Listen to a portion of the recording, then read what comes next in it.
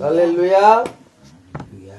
सच में खुदावन बहुत महान है, पवित्र है, अनुग्रहकारी और विलंब से क्रोध करने वाला खुदा है।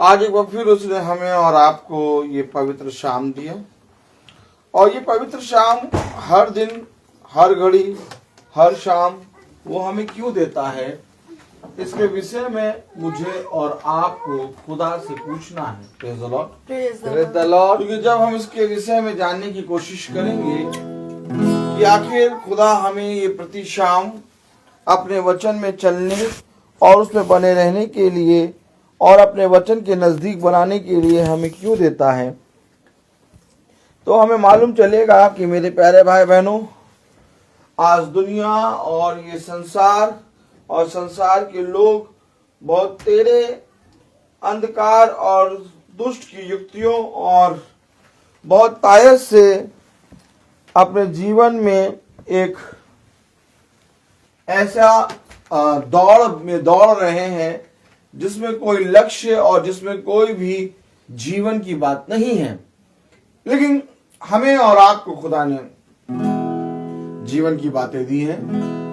हमें और आपको खुदा ने बहुत तायत से अपनी सामर्थ से भरा है। हमें और आपको खुदा ने अपना आत्मा दिया है ताकि हम खुदा के प्रति ईमानदार बने और प्रतिदिन उसके वचन में चलते हुए, उसके वचन में बढ़ते हुए हम उसके राज्य अर्थात स्वर्ग राज्य में प्रवेश करने पाए।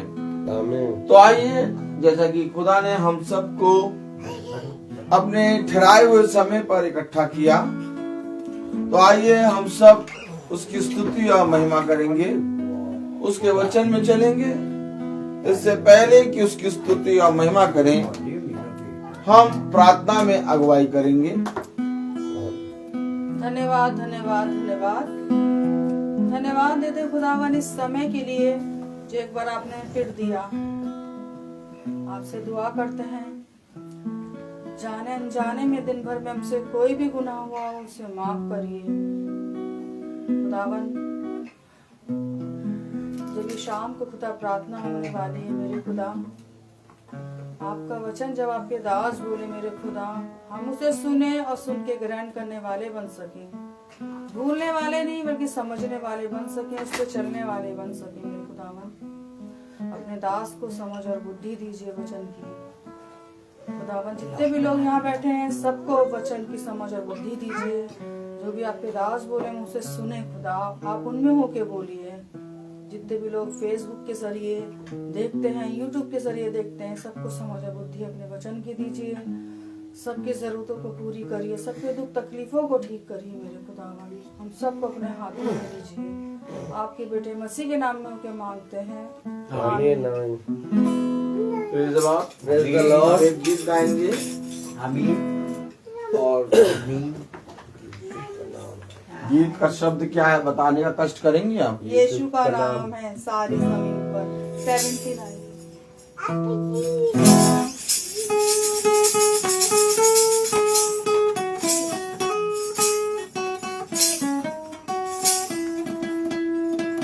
यीशु का नाम है सारी जमीन पर, जिसे हम गाते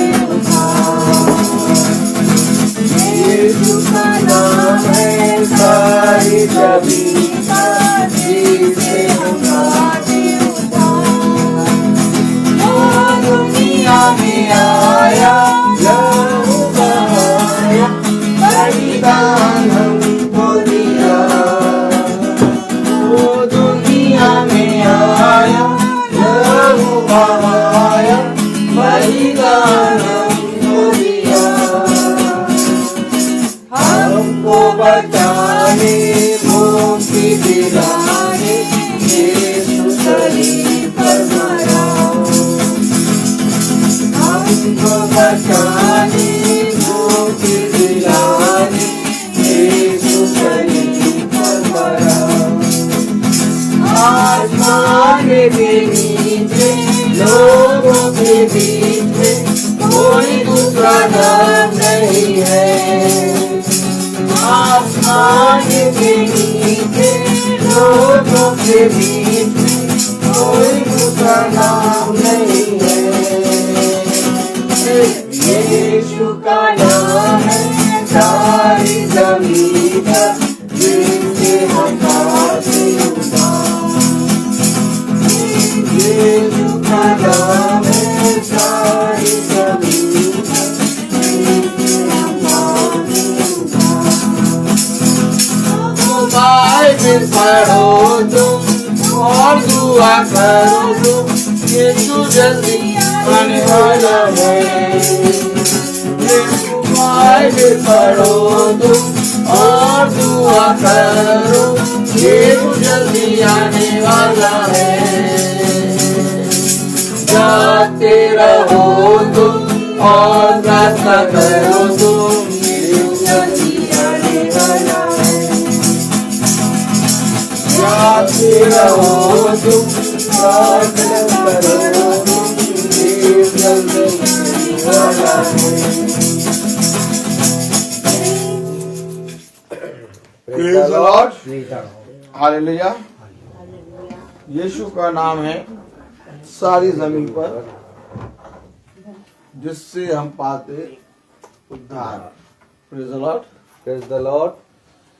एक बार खुदा ने हमें और आपको अपने पवित्र वचन से एक बार फिर से संभाला, सिखाया, और हम देख रहे हैं कि खुदावन हमें और आपको बहुत तायत का जीवन दे रहा है। और वो जीवन मेरे प्यारे भाई बहनों ऐसा जीवन है जिसमें हम बहुत तायत से अपने जीवन को बढ़ता हुआ देख पा रहे हैं। बढ़ती केवल यहोवा की ओर से आती है। आमीन। और बढ़ना क्या है? ये नहीं कि केवल इस पृथ्वी पर तुम्हारी आयु बढ़ती रहे, बल्कि इस पृथ्वी पर तुम्हारे सारे दिन तुम्हारे खुदा के निकट उससे लिपटे रहने और उसका भय मानकर उसके वचन में चलकर अपने जीवन के सारे दिनों में अपने खुदा को धन्यवाद देना जीवन है। आमीन। और खुदा ने मुझे और आपको ऐसा ही जीवन दिया है। यही कारण है कि हम और आप प्रतिदिन और हर शाम खुदा की उपस्थिति में इकट्ठा होते हैं।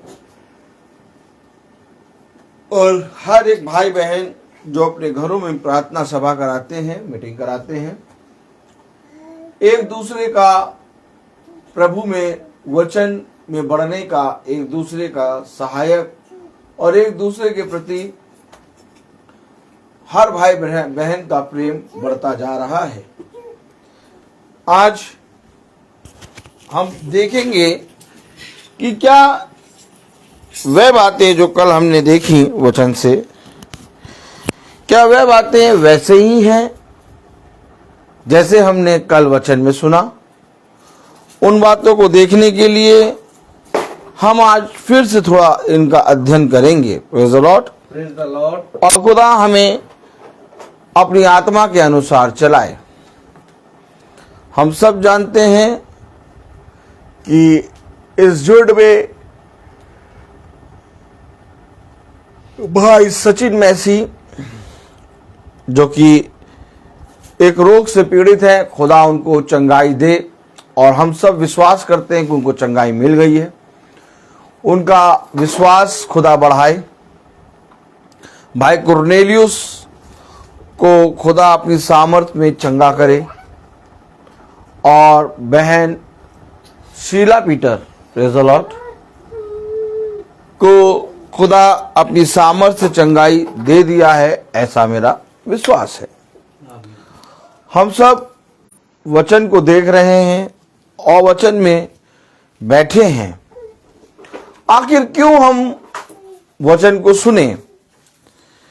आखिर क्यों हम वचन में बैठे? क्योंकि वचन हमें संसार की शिक्षा और संसार की रीति रिवाज नहीं बताता, बल्कि वचन हमें खुदा की बातें बताता है। आमीन। आमीन। और जब वचन हमें खुदा की बातें बताता है तब मेरे प्यारे भाई बहनों हम खुदा के निकट और उसके वचन में बने रहते हैं। आइए हम सब वचन को आदर और महिमा देने के लिए अपने स्थानों पे खड़े हों और हम सब निकालें कुलूसियों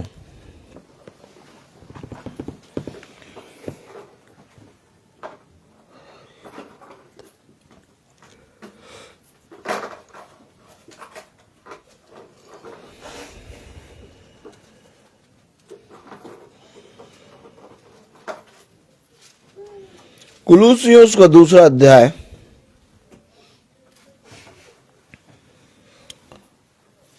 और उसकी 14वीं आयत हम सब पढ़ेंगे। कुलूसियों उसका दूसरा अध्याय और उसकी 14वीं आयत। और विधियों का वह लेख जो हमारे नाम पर और हमारे विरोध में था मिटा डाला और उसे क्रूस पर कीलों से जड़कर सामने से हटा दिया। खुदावन का वचन जो कि पवित्र है, इस पवित्र वचन को खुदा हम निकम्मों को समझने और उसमें चलने की सामर्थ प्रदान करे। आमीन। हम सब अपने स्थानों पर बैठ जाएं। Praise the Lord. Praise the Lord. Hallelujah. हमने कल जाना कि खुदा ने हर एक चीज को पवित्र ठहराया है और उसने कहा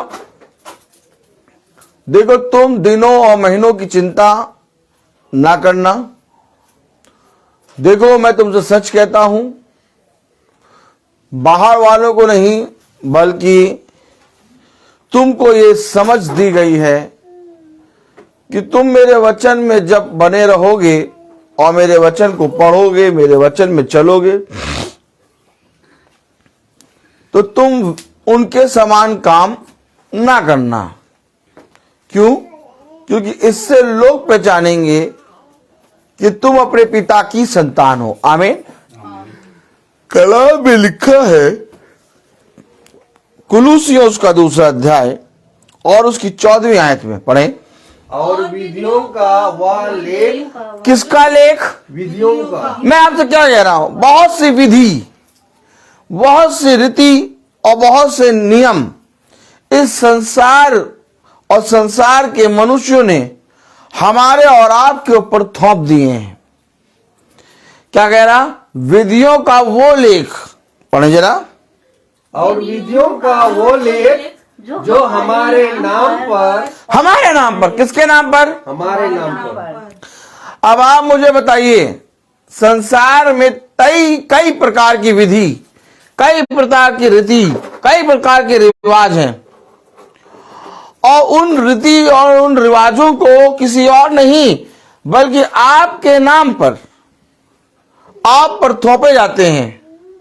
और अगर आप उन विधि, उन नियमों को अच्छे से जान लें कि ये हमारे लिए नहीं, क्योंकि हम संसार के नहीं, तो हम किसके हैं? हम मसीह के हैं। और जो मसीह के हैं उन्हें इन बातों की समझ दी गई है। आमीन। क्या लिखा है? पढ़िए जरा। और विधियों का वो लेख। और विधियों का वो लेख जो हमारे नाम पर और हमारे विरोध में था। जो हमारे नाम पर और हमारे विरोध में था मिटा डाला। अरे हमारे विरोध में, हमारे नाम पर और हमारे विरोध, हमारे विरोध में मिटा डाला। आज देखिए, कुछ नहीं, आज यीशु मसीह के नाम में 40 दिन का उपवास रख के लोग एक विधि और एक नियम को मान रहे हैं। किसके नाम पर? हमारे नाम पर। क्यों? ये हमारे नाम पर क्यों? वो कह रहा है, प्रभु का दास कह रहा, हमारे नाम पर, हमारे नाम पर ये विधि और नियम हमारे ऊपर थोपते हैं। कह रहा उसने उस विधि, उस नियम को मिटा डाला। पढ़े जरा। और विधियों का वो लेख और विधियों का वो लेख जो हमारे नाम पर पर और हमारे विरोध में था मिटा डाला और उसे क्रूस पर कीलों से जड़कर सामने से हटा दिया है आमीन। आमीन। क्यों आखिर सामने से हटाया? क्यों आखिर कीलों से जड़ा? क्योंकि इन्हीं विधि, इन्हीं नियमों और इन्हीं संसार की रीतियों में इंसान फंस गया। खुदा का नाम लेकर बहुत सी विधि, बहुत सी रीति, बहुत से रिवाज बनते चले जा रहे हैं, लेकिन खुदा ने कहा कि सामने से उसे हटा डाला, उसे क्रूस पे कीलों से जड़कर। क्यों सामने से हटा दिया? क्यों उन्हें क्यों सामने से हटा डाला? आइए पढ़ें। Praise the Lord. 20वीं आयत। जबकि तुम मसीह के साथ संसार की आदि शिक्षा की ओर से मर गए हो। क्यों कीलों पे टांग कर उसको लटका कर हटा डाला? क्योंकि तुम मसीह की, आमीन, क्या लिखा? जबकि तुम मसीह के साथ संसार की आदि शिक्षा की ओर से मर गए हो। किसकी आदि शिक्षा? संसार की आदि शिक्षा। उन विधियों को खुदा ने हमारे सामने से हटा दिया। किसके लिए? तुम्हारे लिए।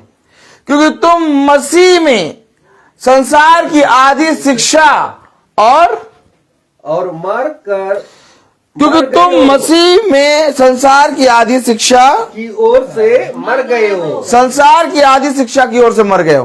तो फिर क्यों उनके समान जो संसार के हैं जीवन बिताते हो? फिर क्यों उनके समान जीवन बिता रहे हो? हैं?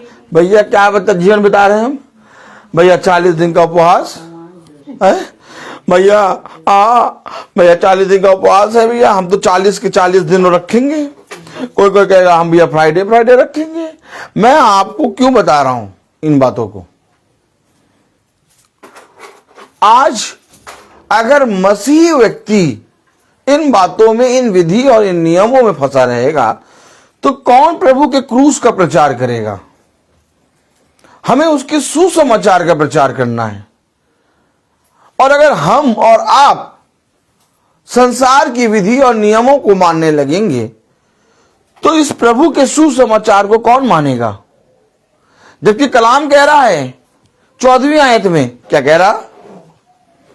और विधियों का वो लेख जो हमारे नाम पर, किसके नाम पर? यीशु मसीह के नाम पर, हमारे नाम पर है, आप पर थोपा जाता है। क्या कहता है? हमारे नाम पर और हमारे विरोध में था, मिटा डाला। क्यों मिटाया?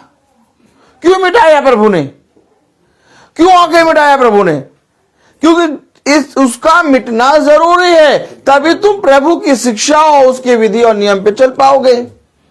लेकिन अगर आज तुम ही उन्हीं बातों के बारे में बात करोगे तो हम और आप मसीह के सुसमाचार का प्रचार कैसे करेंगे? कलाम में लिखा 20वीं आयत। जबकि तुम मसीह के साथ संसार की आदि शिक्षा की ओर से मर गए हो। तुम मसीह के साथ, किसके साथ? मसीह के साथ। तुम मसीह के साथ संसार की आदि शिक्षा की ओर से मर गए हो। कौन सी शिक्षा की ओर से? आदि शिक्षा। आदि शिक्षा। मर गए हो।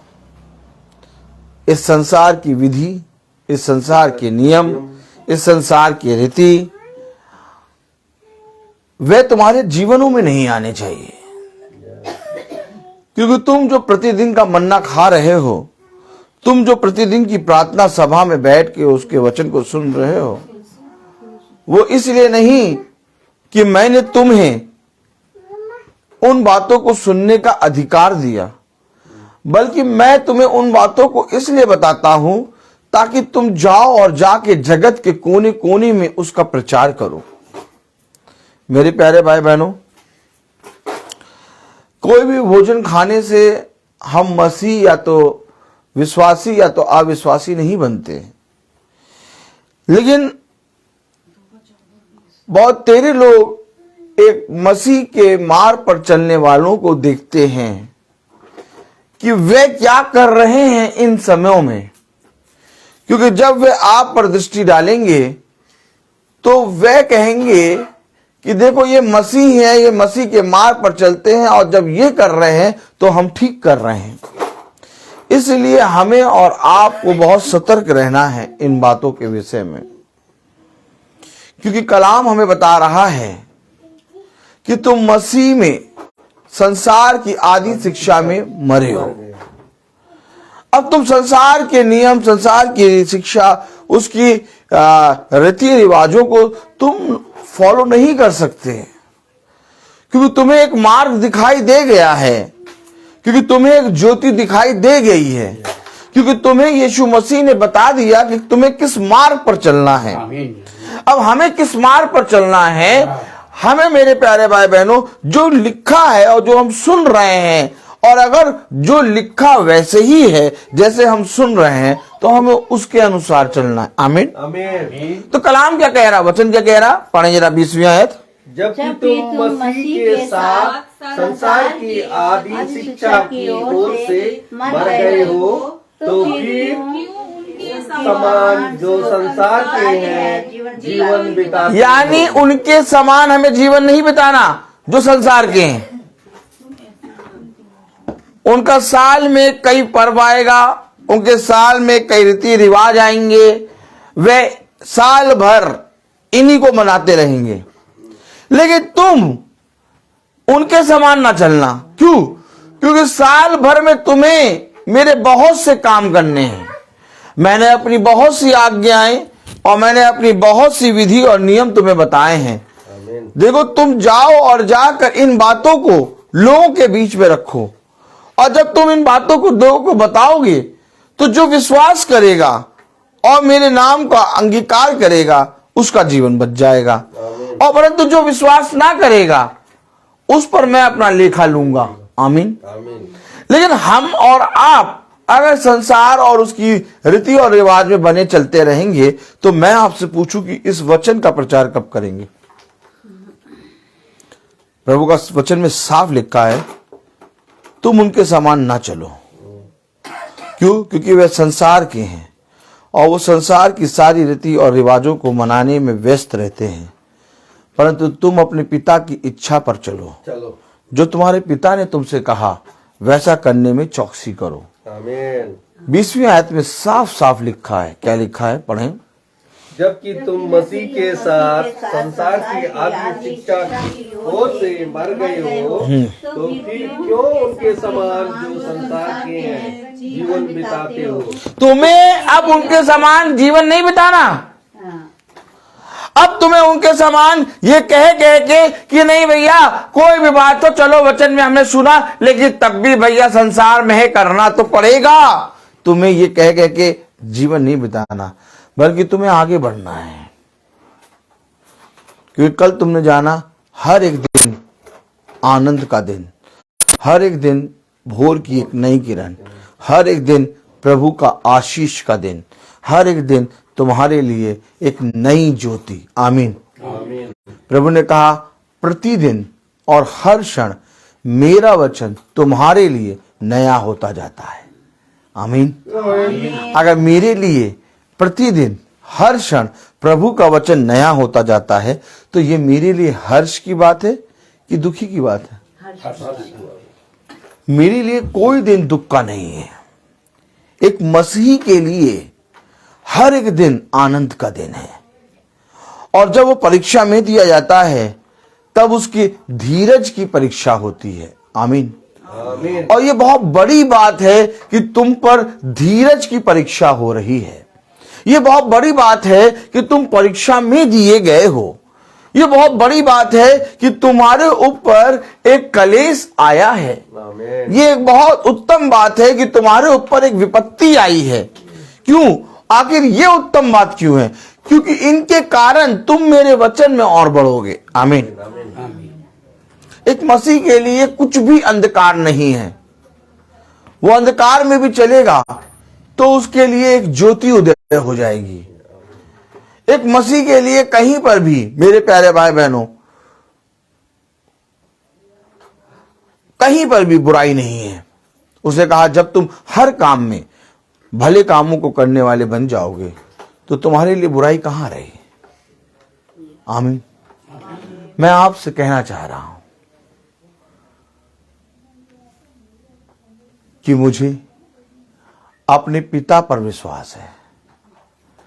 हो सकता है कि मैं और मेरी सामर्थ और मेरा बल जाता रहे, और हो नहीं सकता वो जाएगा, लेकिन मेरे पिता की सामर्थ और मेरा पिता के बल दिन प्रतिदिन मुझ में बढ़ता रहता है। मैं आपसे अनुरोध करता हूं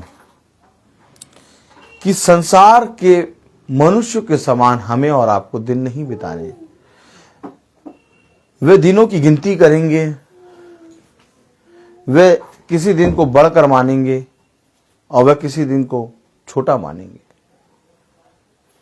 लेकिन मेरे और आपके लिए हर दिन मसीह का दिन है, एक युद्ध है। तभी उसने साफ साफ कह दिया, वो विधि तुम पर थोपी गई है, इसलिए उसने तुम्हारे सामने से उन विधियों को हटा दिया। क्यों हटा दिया? क्योंकि कीलों से जड़ दिया, जड़ कर सामने से हटा दिया। क्यों? क्योंकि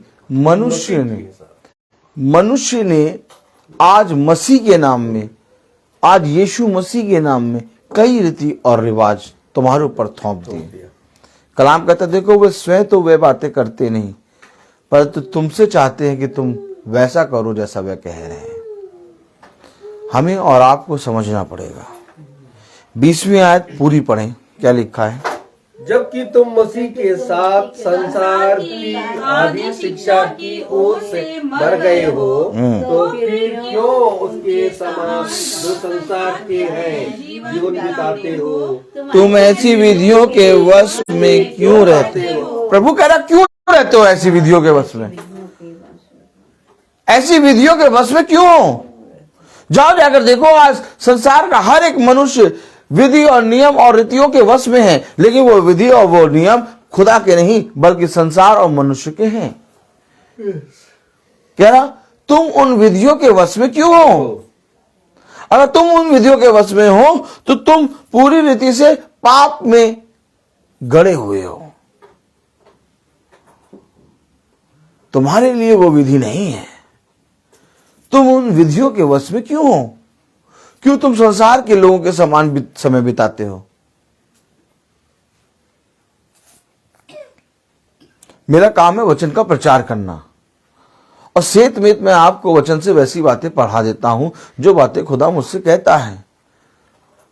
और आने वाले दिनों में लोग, बहुत तेरे लोग प्रार्थना का दिन समझ के बहुत प्रार्थना करने लगेंगे, और बहुत तायत से जो कभी मीटिंग नहीं रखाते वे अपने घरों में मीटिंग कराने के लिए पास्टरों साहब के पास दौड़ दौड़ के जाएंगे। और फिर जब 40 दिन निकल जाएंगे तो उनके घर में पास्टर साहब भी आके कहेंगे कि भैया मीटिंग करा लो, वो नहीं कराएंगे। फिर वो 40 दिन आएंगे, तब वो फिर से मीटिंग कराएंगे। 40 दिनों में मैं आपसे कहूं कि वचन हमें हर एक बात की शिक्षा देता है। आमीन। क्यों वचन हमें हर एक बात की शिक्षा दे रहा है? ताकि हम उसके वश में ना पड़े, ताकि हम संसार और संसार के मनुष्य के समान दिन ना बिताएं, बल्कि प्रभु ने जो हमारे लिए मसीह जो मरा, उसने हमारे लिए उन सारे रीति और रिवाजों को पूरी रीति से मार दिया। वो इस पृथ्वी पर इन रीति और रिवाजों से लड़ने ही आया था, क्योंकि मनुष्य को प्रेम करना भूल गया था और रीति और रिवाजों से प्रेम करने लगा था। इसलिए खुदावन यीशु मसीह इस पृथ्वी पर फरीसी और यहूदी और शास्त्रियों की शिक्षाओं को पूरी रीति से तोड़ने आया था, क्योंकि उन्होंने उन वचन की बातों को धर्मोपदेश करके अपने आप तो ना मानना चाहा, परंतु लोगों पर मढ़ दिया। आज भी मेरे प्यारे भाई बहनों, इसी रीति से संसार में हर एक मनुष्य उन विधियों के वश में है जो उस पर मढ़ी गई हैं। और वचन हमें खोल खोल कर और चिल्ला चिल्ला कर उन विधियों, उन रीति रिवाजों से पूरी रीति से हमें क्या करता है? दूर करता है, ताकि हम संसार और संसार के मनुष्य के समान दिन ना बिताएं, बल्कि एक मसीह के समान दिन बिताएं। कह रहा है, प्रेज़ द लॉर्ड, तुम ऐसी विधियों के वश में क्यों रहते हो? 21वीं आयत, या ना छूना, उसे ना चखना और उसे हाथ ना लगाना। देखिए, ये ना छूना, ये ना चखना, इससे नहीं चखना, ना चखना और उसे हाथ ना लगाना। समझें? आज बहुत तेरे लोग इन्हीं विधियों में हैं। कह रहे हम ये नहीं खाएंगे, 40 दिन शुरू हो गए, कह रहे हम ये नहीं खाएंगे, हम इसको आज चखेंगे भी नहीं। क्यों? क्योंकि 40 दिन चल रहे हैं। भैया 40 दिनों में तो हम छूते भी नहीं है। आपने सुना होगा लोगों से बात, भैया 40 दिन तो हम एकदम उस खाना तो छोड़ो, चखते भी नहीं है। 21वीं आयत में क्या लिखा है? कि या ना छूना, ये ना छूना, उसे ना चखना उसे ना चखना और उसे हाथ ना लगाना। उसे हाथ ना लगाना। आपने बहुत सी आत्माओं देखी होंगी। इन 40 दिनों में आप देखेंगे कि अगर आप कोई मांसाहारी चीज लेके आए तो वे हाथ तक नहीं लगाएंगे। कहेंगे भैया हम हाथ तक नहीं लगाएंगे। और आज देखिए, जाति जाति में यही आत्मा दौड़ रही है। हर जातियों के पास एक ठहराए हुए दिन है। उन ठहराए हुए दिनों में वे भी न छूते हैं और न चखते हैं और न हाथ लगाते हैं। लेकिन जब वे दिन निकल जाते हैं तो उनसे अधिक खाने और चखने और छूने और हाथ लगाने वाला कोई नहीं। और आज वही आत्मा ईसाइयों के अंदर भी बैठ गई कि हम भी भैया उन दिनों में न छुएंगे, न चखेंगे और न हाथ लगाएंगे। तुम इन विधियों के वश में ना पड़ना। वचन साफ बता रहा। मेरे और आपका विश्वास तब बढ़ेगा जब हम दिनों को नहीं बल्कि प्रभु यीशु मसीह को जाने। आमीन। मेरे लिए हर एक दिन मसीह का दिया हुआ एक वरदान है और मैं हर एक दिन को एक योद्धा के समान जीता हूं। क्यों? क्योंकि प्रभु यीशु मसीह ने हमें बताया, जो जय पाए और जो अंत समय तक बने रहे वही मेरे साथ स्वर्ग के राज्य में बैठेगा, सिंहासनों में बैठेगा। मैं आपको बता रहा हूं ना, हमें जय प्राप्त करनी है। हमें प्रभु के वचन में स्थिर होना है। हमें प्रभु के नाम में बढ़ना है। हमें प्रभु के वचन में बहुत तायत से बढ़ना है। क्यों? क्योंकि मेरे और आपके जीवन में प्रभु की आज्ञा, प्रभु की शिक्षा, प्रभु की विधि, प्रभु के नियम सर्वोपरि हैं। उसे कहा, मैंने तुम्हें लाभ और हानि दोनों दिखाए। अब आप जब लाभ देखते हैं तो आप लाभ को देखने के बाद अगर उस पर नहीं चलते तो आपका लाभ कैसे होगा? कोई मुझे बताए। और आप जब हानि देखते हैं और आप देखने के बाद भी उस हानि की तरफ बढ़ते हैं तो आपकी हानि नहीं होगी तो क्या लाभ होगा? यही बात तो हुआ कि अदन की वाटिका में एक जीवन का वृक्ष था और एक मृत्यु का वृक्ष, और प्रभु ने दोनों वृक्षों को, फलों को आदम और हवा को दिखाया कि इसे खाओगे जीवन मिलेगा, इसे खाओगे मर जाओगे। अब उसके बताने के बाद भी वे उस हानि की तरफ बढ़ गए। और आज भी बहुत तेरे लोग, प्रभु ने जब बताया, अर्थात बताना और दिखाना क्या होता है प्रभु की महासभा में, आज भी बहुत तेरे लोग इन वचनों को, जो कल का वचन हुआ और आज का वचन जो हो रहा है, इसको सुनने के बाद भी लोग कहेंगे भैया वो बात तो ठीक है, लेकिन भैया तब भी हम मानते, भैया आप क्या करें। ओह हो, अब भैया जब मानते तो भैया फिर हम मानते हैं भैया, हम तो समझ गए, बच्चों के लिए मानना पड़ रहा है। तुम ही तो शुरू करोगे ये बात, तुम अपने घर के चुने गए हो, और अगर तुम समझ गए हो तो तुम बच्चों के लिए प्रभु के वचन को छोड़ के उन बच्चों की हानि में जुट जाओगे, तो कौन प्रभु के वचन को पूरा करेगा। तुम्हें अपने बच्चों के सामने एक गवाह बनाया है खुदा ने, तुम्हें तुम्हारे घराने में एक गवाह बनाया है। घर का घर, पूरा पूरा घराना इन संसार की विधि और नियमों को मान रहा है, लेकिन तुम्हें जब खुदा ने महासभा में ये बातें बताई, तो तुम जब उन बातों को ना करके वैसे चलोगे, तो वो बच्चे भी उन बातों को धीरे धीरे करके सीखेंगे। लेकिन अगर तुम कहो कि नहीं भैया हम क्या करें भैया, हाँ भैया बचपन से करते आ रहे, अब ऐसे ही चलने दो, तो खुदा कह रहा तुम अपने बाप दादाओं के निकम्मे चाल चलन को, क्या तुम अपने बाप दादाओं के चाल चलन, निकम्मे चाल चलन को, तुम अपने बाप दादाओं के निकम्मे चाल चलन को आज तक धोते आ रहे हो। ना तुम सुधरोगे और ना तुम्हारी औलादें सुधरेंगी। यस, तुम्हें प्रभु में स्टेप लेना होगा, यस, तुम्हें प्रभु में एक योद्धा बन के खड़ा होना होगा। आज तुम्हारे बच्चे, आज तुम्हारा पति, आज तुम्हारी पत्नी, आज तुम्हारे लोग, आज तुम्हारे पड़ोसी तुम्हारा इंकार करेंगे, करने दो। एक दिन वे इंकार करते करते करते करते तुम्हारी ओर दृष्टि करके देखेंगे और कहेंगे जो जीवन ये जीता है वो जीवन ज्योति का है। आमीन। फिर वह भी उस ज्योति की संतान बनेंगे, वह भी उस ज्योति के पड़ाव में खींचेंगे। लेकिन अगर तुम ही अपने पिता को अपने जीवन में मार दोगे, तो कौन ज्योति की ओर बढ़ेगा।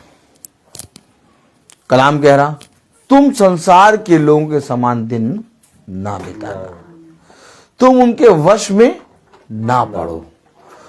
21वीं आयत में क्या कह रहा कि या ना छूना, उसे ना चखना, और उसे हाथ ना लगाना। आगे ये सब वस्तुएं काम में लाते लाते नष्ट हो जाएगी। देखिए कह रहा ऐसा करते करते जो इन बातों को मानते हैं वे और उनकी बातें नष्ट होती जाएंगी। क्यों? क्योंकि वो संसार की बातों और उसकी विधि, उसके नियम पे कान लगाए हैं। उनके साथ वे और उनकी बातें नष्ट होती जाएंगी। तुम उसके वश में ना रहना कि क्या ये क्या कह रहा है कि ये ना छूना, उसे ना चखना, इसे हाथ ना लगाना। ये सब वस्तुएं काम में लाते लाते नष्ट हो जाएगी। ये सब वस्तुएं काम में लाते लाते नष्ट होंगी। और जो जना इन सारी बातों को मानता है, इन बातों के साथ वो भी नष्ट होगा। बड़ी बात तो ये है, अगर लिखा है नष्ट होंगी, तो जो उन पर चल रहा है वो भी नष्ट होगा। कलाम में क्या लिखा, बहुत ध्यान से पढ़ें। 20वीं आयत, जबकि तुम मसीह के साथ संसार की आदि शिक्षा की ओर से मर गए हो, तो फिर क्यों उसके समान जो संसार के हैं जीवन बिताते हो। तुम ऐसी विधि के वश में क्यों रहते हो कि या न छूना, उसे ना चखना और उसे हाथ ना लगाना। ये सब वस्तुएं काम में लाते लाते नष्ट हो जाएगी, क्योंकि ये मनुष्यों की आज्ञाओं शिक्षाओं के अनुसार है। आप समझ लें, किसके अनुसार है? मनुष्यों की आज्ञा और शिक्षाओं के अनुसार है। अब मनुष्य की शिक्षाएं और उसकी आज्ञाएं के अनुसार हैं। एक समय दिया खुदा ने 40 दिन निन्नवे नगर को कि मैं 40 दिन में निन्नवे नगर नष्ट करूंगा। लेकिन अगर आप बहुत ध्यान से देखें, वे 40 दिन में वैसे ही काम करते रहे। लेकिन एक समय आया जब 40 दिन से पहले 2 या 3 दिन पहले, प्रेज़ द लॉर्ड, उन्होंने अपने पापों से पश्चाताप करा और टाट ओढ़ा, राख अपने ऊपर डाली और उपवास किया। किस चीज का उपवास किया? वो शारीरिक रीति से, पूरी रीति से भ्रष्ट हो चुके थे। उन्होंने अपने शरीर के सारे वे काम जो यहोवा की दृष्टि में घृणित हैं, उनका त्याग किया और उसके साथ वे भोजन, वो सामग्री, वो दाखरस जिसमें वे लीन रहते थे, उन्होंने उसका त्याग किया। ये उपवास उन्होंने अपने बचने के लिए किया, और जब ये उपवास उन्होंने अपने बचने के लिए किया तो ये यहोवा की दृष्टि में भला ठहरा और यहोवा ने उनके प्राणों को क्षमा किया। लेकिन आज तुम्हारे प्राण नहीं जा रहे, आज तुम्हारे प्राण खुदा नहीं ले रहा। खुदा ये नहीं कह रहा कि 40 दिन में सुधरो नहीं तो मैं तुम्हें मार डालूंगा।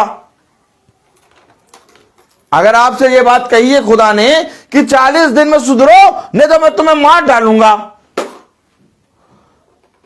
तो आप उपवास रखें।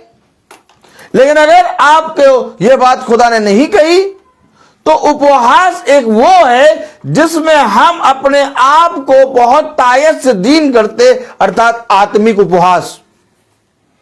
शारीरिक उपवास अर्थात भूखा रहने से और संसार की भोजन सामग्री को त्याग देने से तुम अच्छे विचार अपने मन में नहीं ला सकते। शरीर का उपवास अर्थात भोजन सामग्री को त्यागना एक खुदा की उपस्थिति में बने रहने का दृश्य है। लेकिन अगर तुम इस उपवास को केवल शरीर के उपवास तक सीमित रखोगे तो तुम्हारे उपवासों से तुम्हारे अंदर क्या व्यभिचार और बुराई नहीं मिटेगी। तुम्हें आत्मिक उपवास रखना ही पड़ेगा, और जब तक तुम आत्मिक उपवास नहीं रखोगे तब तक खुदा और तुम्हारा कोई रिश्ता नहीं। क्योंकि एक आत्मिक रिश्ता, एक आत्मिक उपवास ही तुम्हें मसीह की संतान बनाता है। आमीन। तुम्हें शारीरिक उपवास, तुम्हें भोजन को त्यागने वाला उपवास कभी भी खुदा की संतान नहीं बनाएगा। मैं आपको एक आयत पढ़ना चाहता हूं और सटीक हो जाएंगे आप। Praise the Lord, praise the Lord, hallelujah. खुदा करे वो आयत मिले। Praise the Lord, hallelujah, praise the Lord.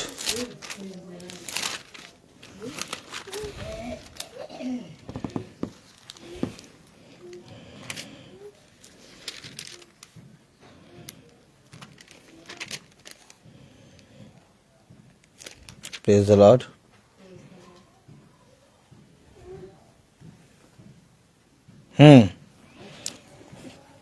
निकाले हम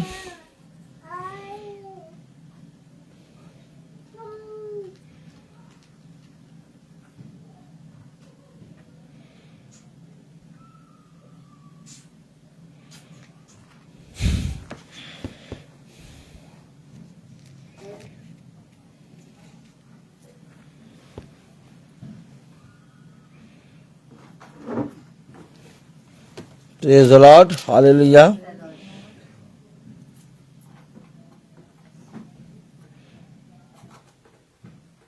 हाँ, आइए हम देखें उपहास के ही बारे में मैं आपको दिखाना चाह रहा हूं। Praise the Lord. दूसरा सैमुएल उसका 12वां अध्याय।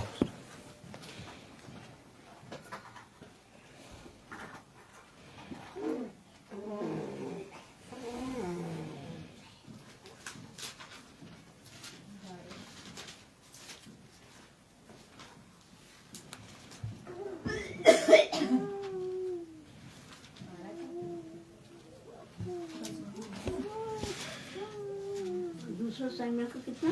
21वीं आयत पढ़ें। हमें और आपको समझना पड़ेगा। मैं आप लोगों को इतना वचन खोल खोल के क्यों बता रहा हूं?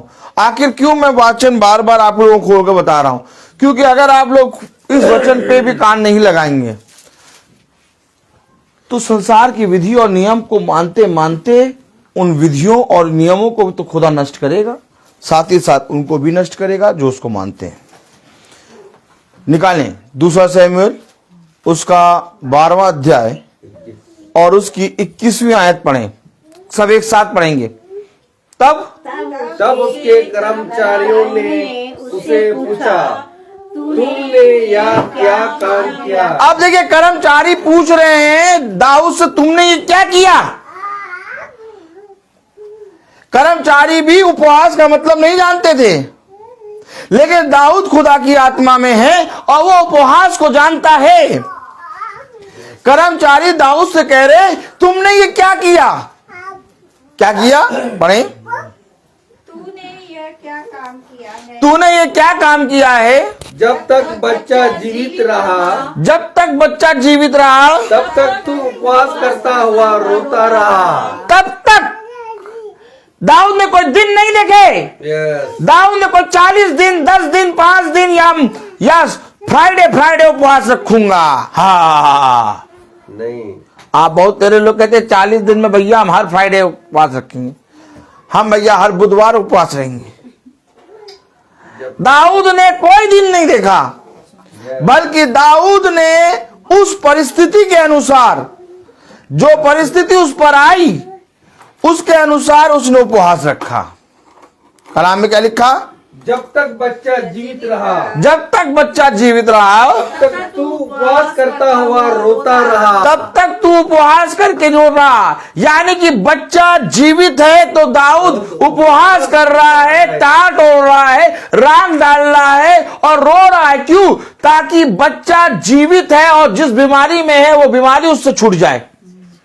यस, उपवास का एक टारगेट होता है, उपवास का एक वो होता है प्रार्थना का, कि मैं प्रार्थना कर रहा हूं और मैं प्रभु से मांगता हूं कि प्रभु ऐसा इस व्यक्ति के साथ हो। आमीन। लेकिन अगर आप किसी दिन और पार्टिकुलर महीनों और पार्टिकुलर दिनों को रख के करेंगे तो आप विधि में हैं, संसार की विधि में हैं। कलाम क्या कह रहा? पढ़े आगे। परंतु ज्यों बच्चा मर गया, परंतु जब बच्चा मर गया, त्यों तू उठकर भोजन करने लगा। अब तू भोजन कर रहा है। जब बच्चा मर गया, अब तुझे उपवास करना चाहिए था। और क्या? उसकी आत्मा की शांति के लिए। जब बच्चा मर गया तो उसकी आत्मा की शांति के लिए उपवास करते, भोजन कर रहे हो, उपवास क्यों नहीं कर रहे? क्योंकि वे दिन गए जब तक वो जीवित था। अब पढ़े, देखिए क्या कह रहा दाऊद।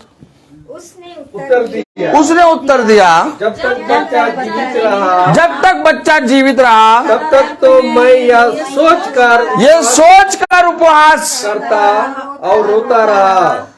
अब बच्चा क्या हर 40 दिन में बीमार पड़ता है? नहीं। तो इनका तो हर साल में 40 दिन आता है। और अगर ऐसे ही करके करोगे तो एक विधि, एक नियम में रहोगे। यस, फिर तुम्हारा उपवास भी एक रीति रिवाज बन जाएगा ना। मैं बार बार कहता हूं, इस प्रार्थना को भी अगर आप वह एक रीति रिवाज के तरीके सुन रहे हैं, सुनना बंद कर दीजिए, क्योंकि ये प्रार्थना महासभा आपके जीवन को बदलेगा। ये कोई रीति और रिवाज नहीं है कि भाई ने एकदम ठान ही लिया है कि 5 बजे प्रार्थना हो। हाँ, लेकिन प्रभु के सामने उपस्थित हो रहे हैं। यस। क्या कह रहा दाऊद? 22वीं आयत। उसने उत्तर दिया जब तक बच्चा जीवित रहा जब तक बच्चा जीवित रहा तब तक तो मैं यह सोच कर उपवास करता तब तक तो मैं ये सोच कर उपहास करता और रोता रहा कि क्या जाने यहोवा मुझ पर ऐसा अनुग्रह करे कि क्या जाने यहोवा मुझ पर ऐसा अनुग्रह करे कि बच्चा जीवित रहे। कि बच्चा जीवित रहे। परंतु अब वह मर गया, अब वो मर गया, फिर मैं उपवास क्यों करूं? अब वो मर गया, अब उसके लिए कुछ नहीं किया जा सकता। यस, ये उसके लिए भी आ रहा है जो आत्माओं की शांति की प्रार्थना करते हैं। अब वो मर गया, उसके लिए क्या करूं? अब मैं उसके लिए क्या करूं? अब जब उठ भोजन कर रहा, कह रहा अब वो मर गया, पढ़े जरा। अब वह मर गया, परंतु अब वो मर गया, फिर मैं उपवास क्यों करूं? फिर मैं उपवास क्यों करूं? क्या मैं उसे लौटा ला सकता हूं? क्या मैं उसके लिए प्रार्थना करके या उपवास करके उसे लौटा ला सकता हूं? अरे भैया, आज ये संसार की विधि है कि जब कोई मर जाए तो उसकी आत्मा की शांति के लिए प्रार्थना करो। उसे जीवित में तो कोई नहीं। हाँ, लेकिन दाऊद कह रहा अब मैं उस प्रार्थना क्यों करूं? क्या कह रहा, पढ़े ना। मैं तो उसके पास जाऊंगा, मैं उसके पास जाऊंगा, परंतु वह मेरे पास लौट कर नहीं आएगा।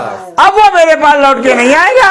अब मैं अगर प्रार्थना भी करूंगा तो भी वो प्रार्थना पूरी नहीं होगी, क्योंकि जब तक वो जीवित था तब तक मैंने प्रार्थना करा और ये सोच के प्रार्थना करा क्या जाने यहोवा उस पर अनुग्रह करे और उसका रोग चंगा हो। यानी दाऊद साहब कह रहा जीवितों के लिए प्रार्थना है, और जब मर गया तो मैं बेंच पे बैठ के व्यंजन कर रहा हूं। अब मैं वो तो मेरे पास नहीं आ सकता, हाँ, लेकिन एक समय होगा मैं उसके पास जाऊंगा।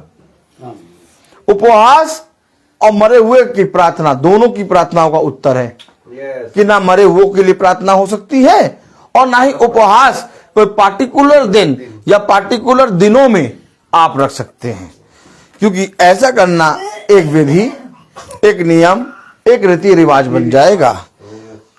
उपवास आप 365 दिन में 365 दिन आत्मिक रखें, और अगर शारीरिक उपवास रखना है तो आप शारीरिक उपवास 365 दिनों में किसी भी दिन आपको जब प्रार्थना किसी व्यक्ति के लिए या अपने जीवन के लिए करनी है, प्रभु में दीन होके, प्रभु के सामने साक्षात प्रकट होके उसके सामने अपने वरदानों, अपनी बातों को रख के आप उपवास कर सकते हैं।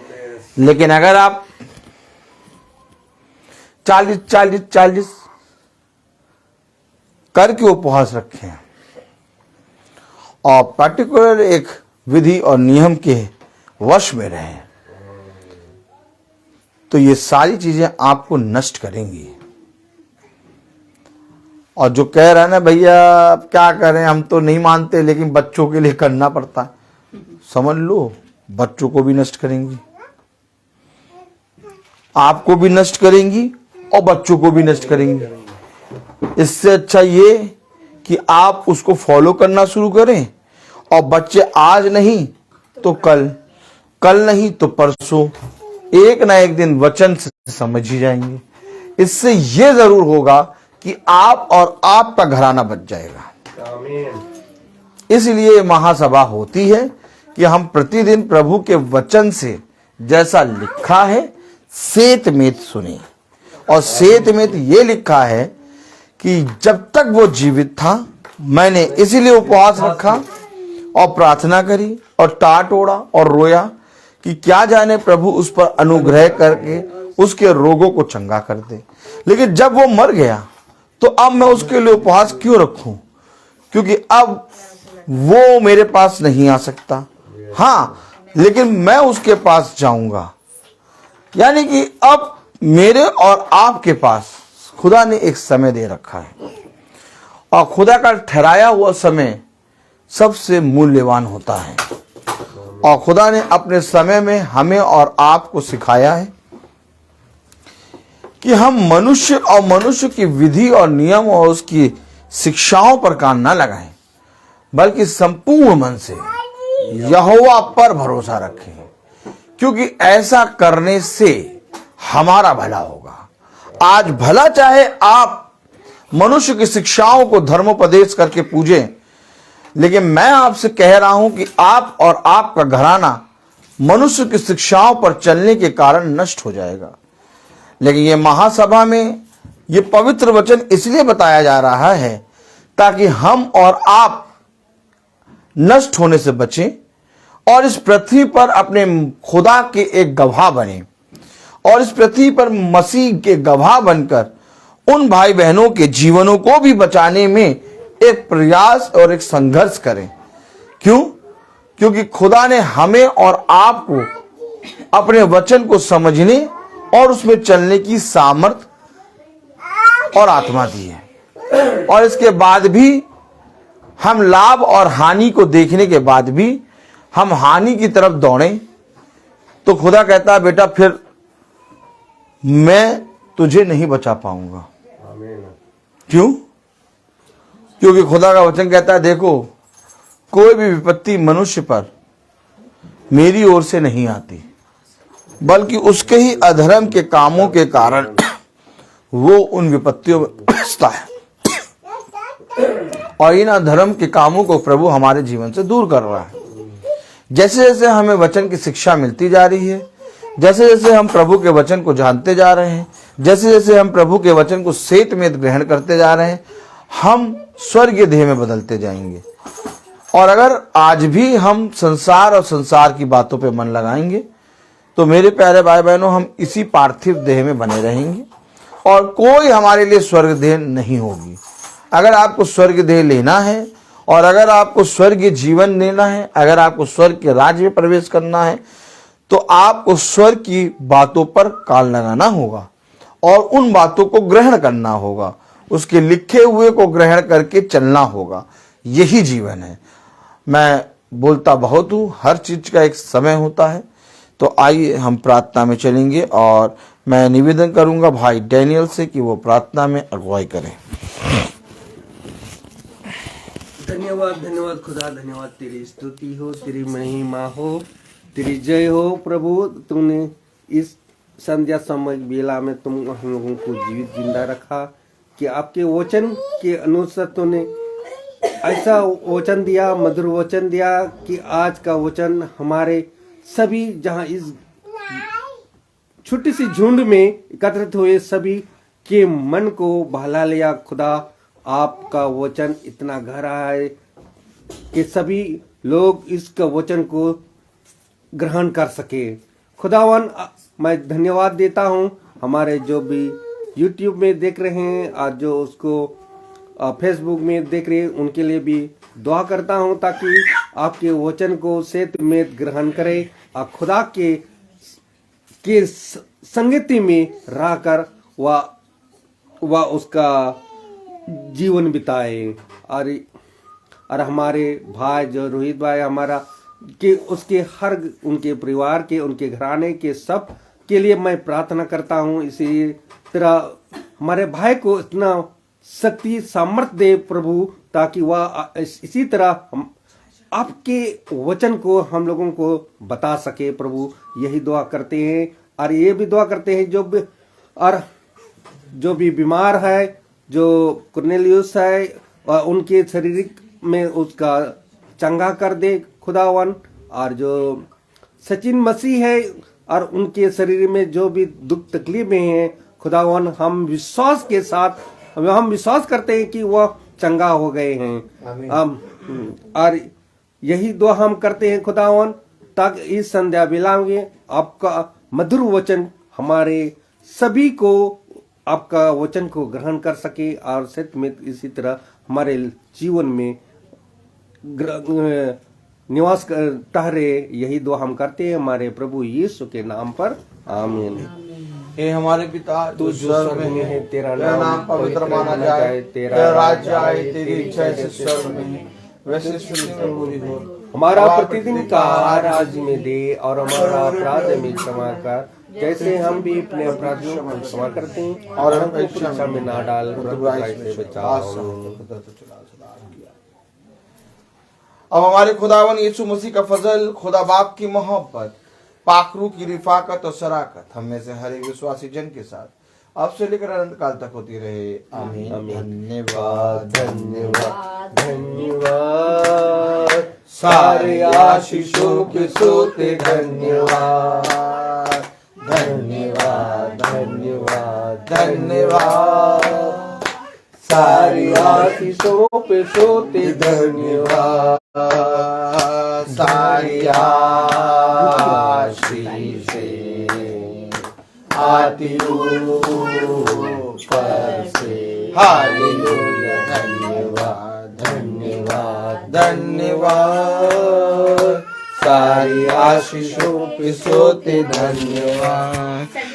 सब भाई बहनों को प्रेज द लॉर्ड। कल की प्रार्थना शाम को 5 बजे बहन रेडली की यहाँ होगी और 23 तारीख को एनिवर्सरी है मेरी और मेरी पत्नी की।